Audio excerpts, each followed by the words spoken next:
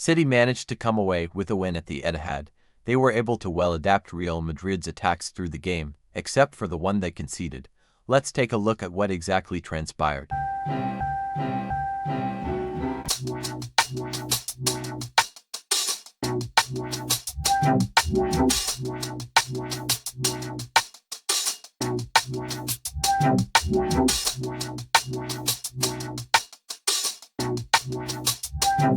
Real Madrid being the white, and Manchester City being the dark green. To understand how City managed to come away with the win, we first need to understand how Real Madrid approached the game. Madrid approached the game in a 4-3-3 formation.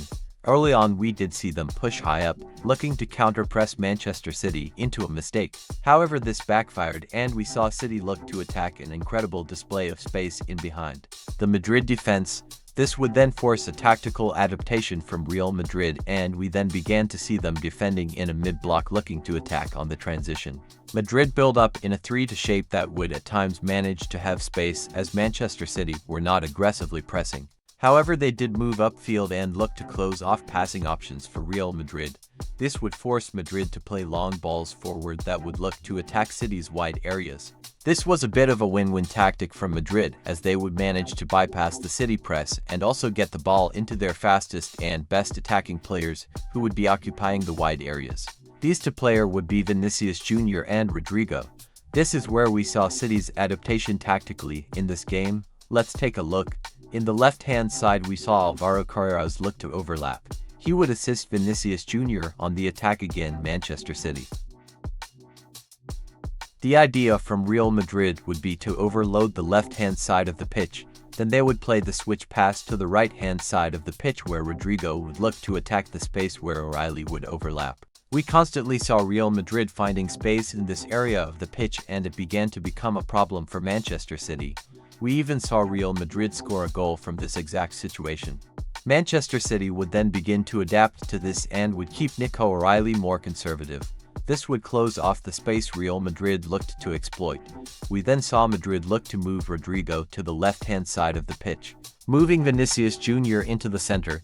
This was an attempt at overloading the left-hand side of the pitch, and we would see a flood of Real Madrid's attacks stemming from this area of the pitch in the second half. But Manchester City were able to withhold the storm from Real Madrid. This is how they managed to do this. Manchester City approached the game in a 4-3-3 formation that would build up in a 3-2 shape, looking to push up Nico O'Reilly. He would push upfield and add numerical superiority on the left-hand side of the pitch. Jeremy Doku was the main character for Manchester City upfield. He would consistently take on the Real Madrid defenders in 1v1 situations. This would be a consistent theme in this game. We even began to see Madrid begin to have multiple players marking Jeremy Doku. This does not mean that things were incredibly fluent for the whole game for Manchester City. Madrid were able to close off space quite well in this game, and this would then force high turnovers for Madrid to attack the City defense. They would target the wide areas, which would then need City to conservatively push up their fullbacks.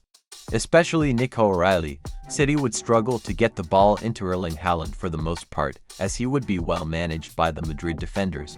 This would make it challenging for City to attack Madrid without them utilizing Jeremy Doku. On the right-hand side of the pitch we saw Turkey finding it challenging at times to bypass Alvaro Carreras. Hence we saw Bernardo Silva and Philip Foden drift into these areas of the pitch.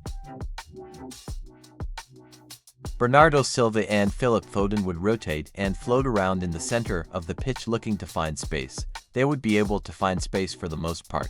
However, Real Madrid were zonal marking in this game, which meant that the rotations from these City players would be slightly ineffective when it comes to penetration of the Real Madrid defense. Manchester City were able to withstand the Real Madrid attack. Jeremy Doku became the main outlet for Manchester City, which led to them being able to create really good chances from these wide areas. Whilst Real Madrid were able to penetrate the wide areas from Manchester City, but they were unable to capitalize on this. Final score: Real Madrid 1, Manchester City 2.